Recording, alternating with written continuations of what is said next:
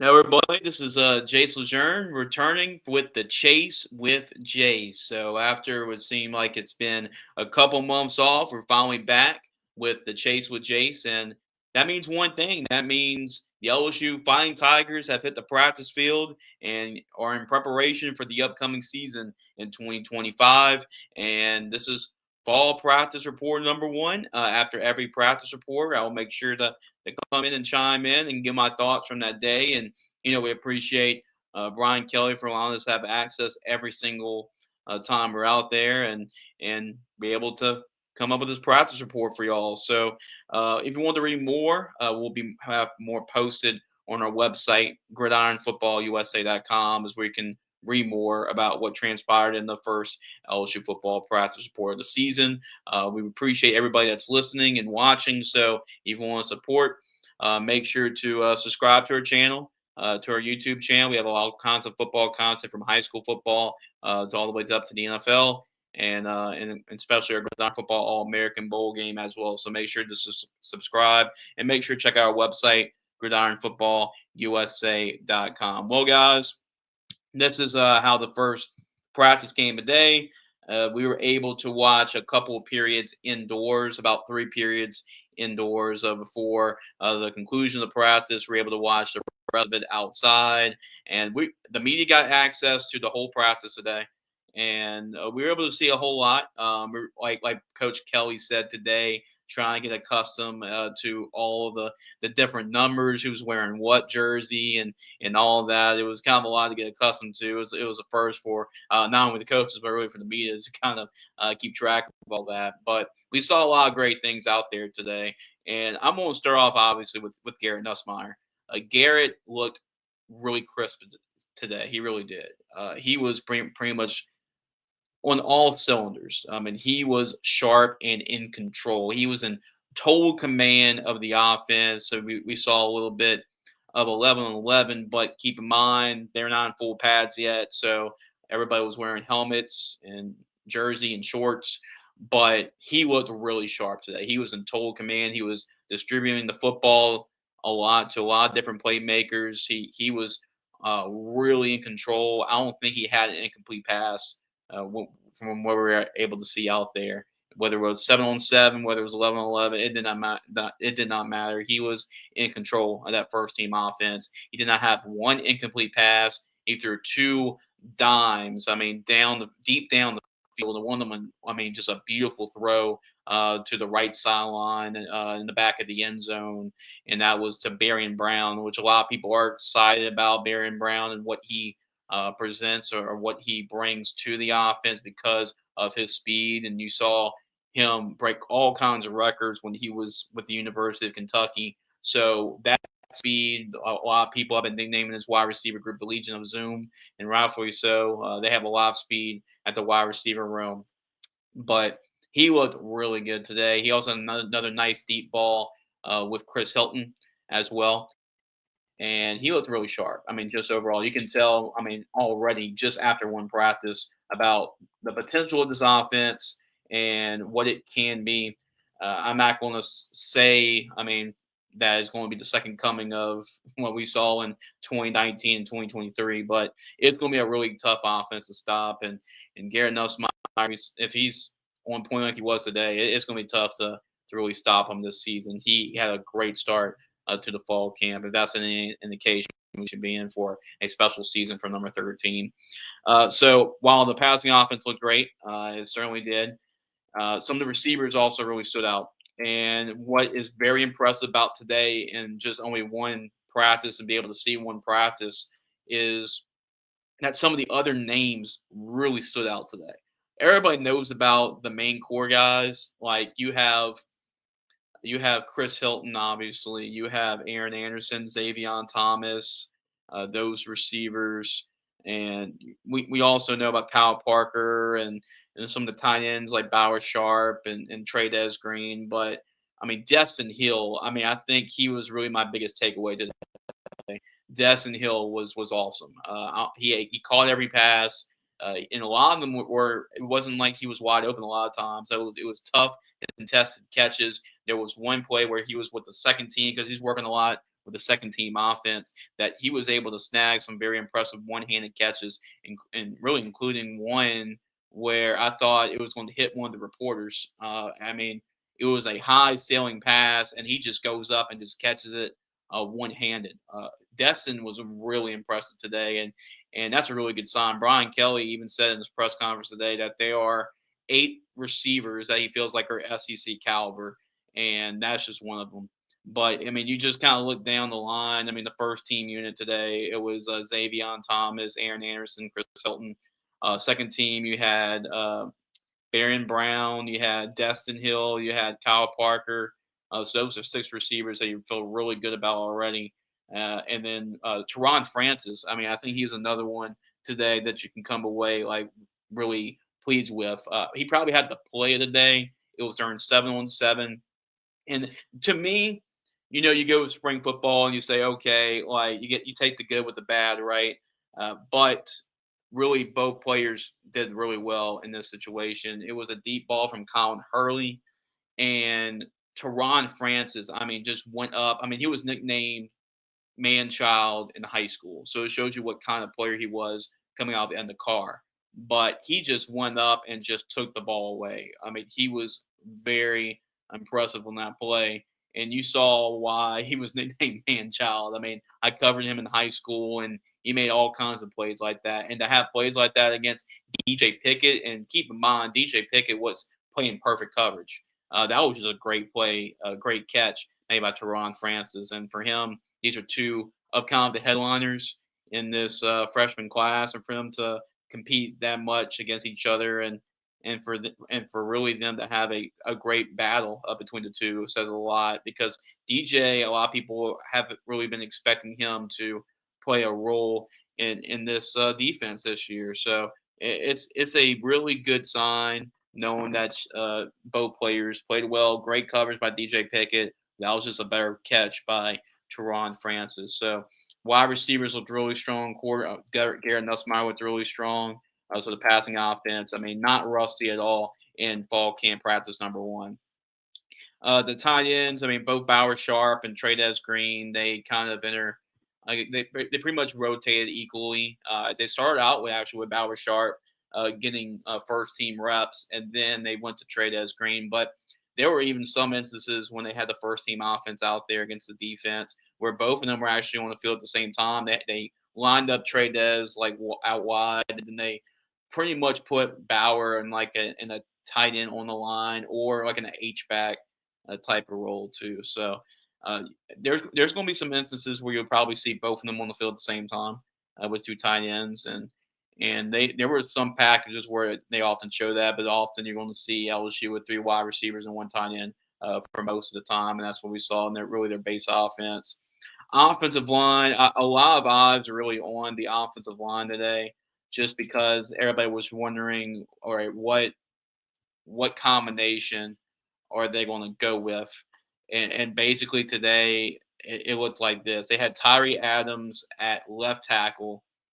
Then they had DJ Chester, and I'm going to talk a little bit more about that in a minute. But they had DJ Chester at left guard, Braylon Moore at center, the Virginia Tech transfer, and Josh Thompson at right guard. He is the Northwestern transfer.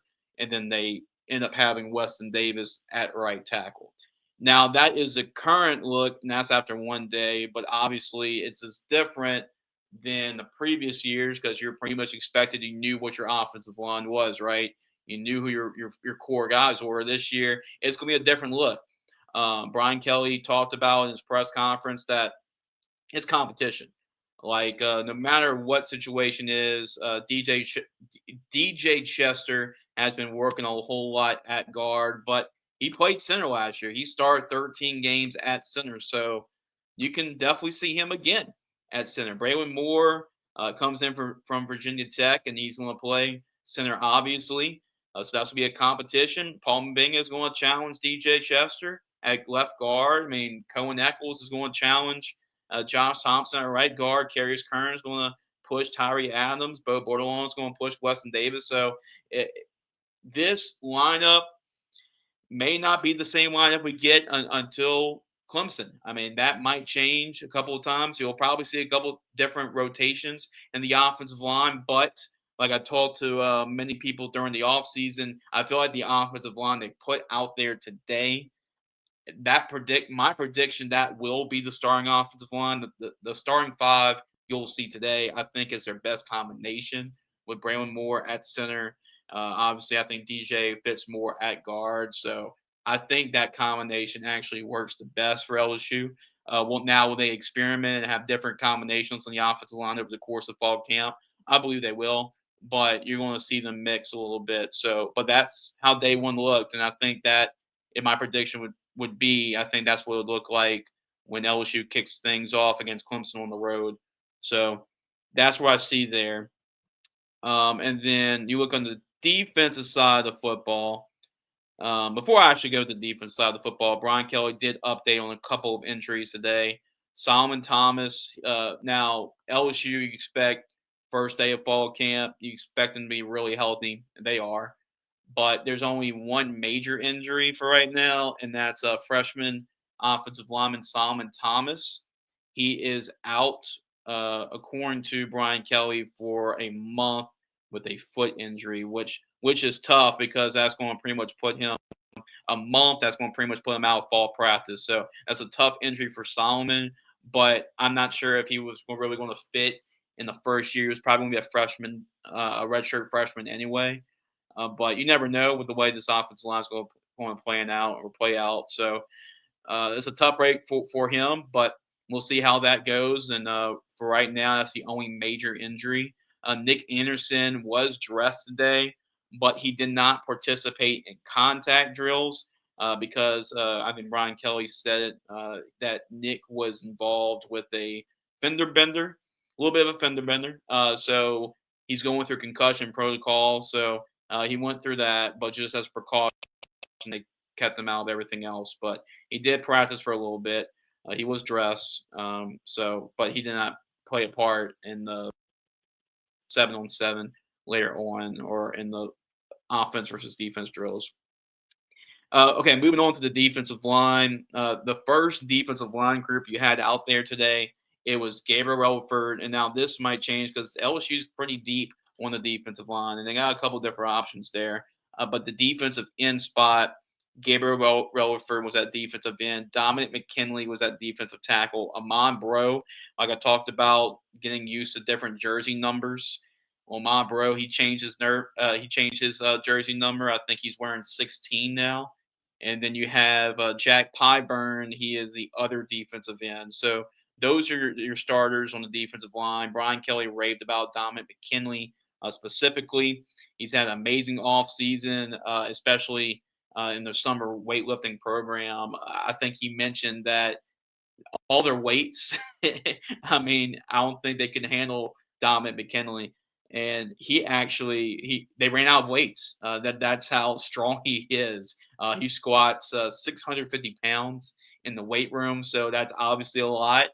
But that's a good sign, knowing that he's getting stronger in the off season. He's adding more pounds. So that's saying something when there's not enough weights for you in the weight room to max squat, as he's squatting 650 pounds. So that's a great side to see.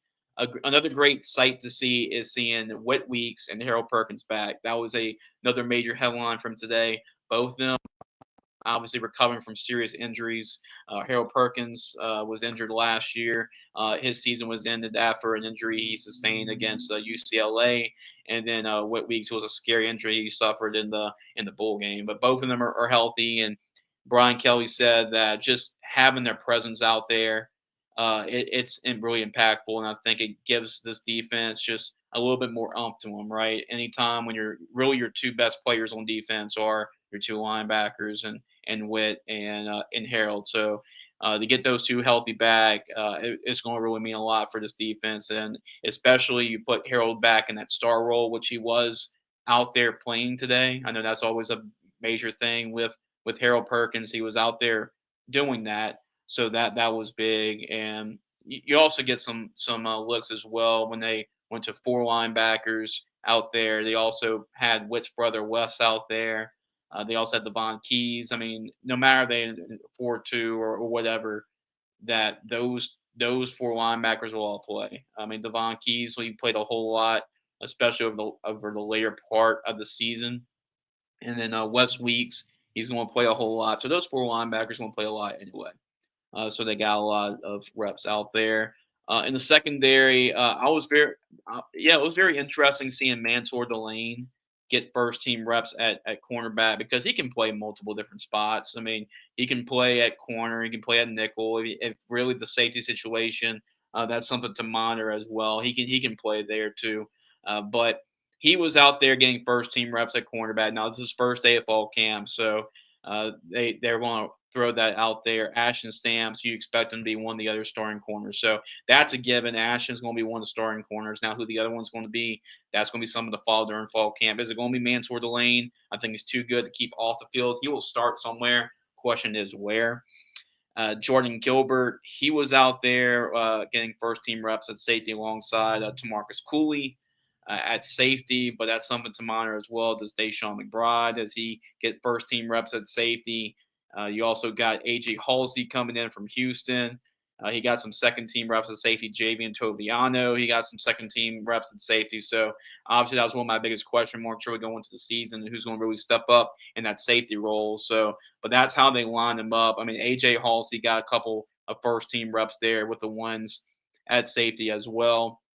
And you look at the second team defensive line, they actually stood out. We talked a whole lot about the offense today, but the second team defensive line also had a pretty good day. Patrick Payton, which you pretty much expect. I mean, he's going to be in the mix. He's going to play a whole lot. I mean, Gabriel Relaford, Jack Pyburn, Jamari Butler. I mean, you name it. I mean, they're all going to play. Patrick Payton got in the backfield. Jamari got in the backfield. Bernard Gooden, who's a transfer, he got in the backfield. He's wearing number 88.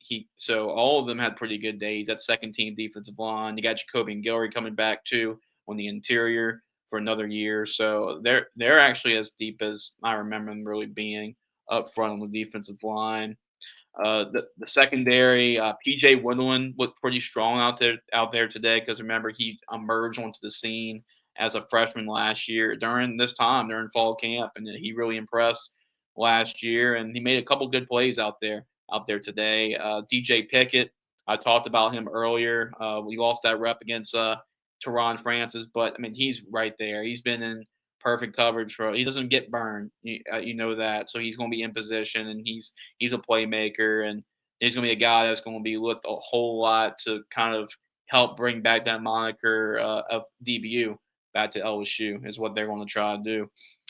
Tyron Singleton, I think we saw him a little bit at Star, so that was going to be a question of who was going to kind of be behind Harold Perkins there, and it looks like that the former Manny Tiger, Tyron Singleton's getting some reps there, so he was with the twos as well. But that's how it kind of lined up today. Really, today was just my biggest takeaway is just kind of wrapping up this little video here on the Chase with Jace is LSU football is back. That's great to see. Garrett Nussmeier was really sharp today. He looked like what a second year starting quarterback in the SEC should look like today. I mean, there was no rust. He was ready to go. And with this wide receiving core, I'm really excited about this wide receiving core. I mean, as a group, I don't think there's going to be that number one option. I don't think there's going to be like a Malik Neighbors, Brian Tom. I mean, there's not going to be a guy that just stands out. Then you have a lot of really good guys there that can do multiple different things. Obviously, Whit Weeks getting Whit and Harold and back is huge for this defense. In a matter of just keep them healthy is the big thing. Competition on the offensive line, that's going to be something to kind of monitor as we go through because that is a big question mark about this LSU football team through the spring, and I mean, and really through the season, getting ready for the season, and just finally seeing how that back end of the defense looks. I mean, I think you're pretty set, on your front seven. Now, how does the secondary look? How does your safeties look? That's going to be something I'm going to monitor as well. But that's your first LSU practice report today. For more, we'll try to post one every time we get a chance out there. I know we'll have media availability. It should be a shorter video tomorrow, just because we're only going to be out there for 3 periods. Now we'll have probably some more video for you tomorrow, some more highlights. We're able to get there by period two. I was able to get there by period two today, so not too much footage today, but we should get some more tomorrow, and we'll also have some more practice reports. So if you want to read more, make sure you go to our website, gridironfootballusa.com. Glad to be back. Glad to bring the show. I know we did like the every Wednesday thing, but this year, what I'm going to do, I'm going to post these practice reports during fall camp.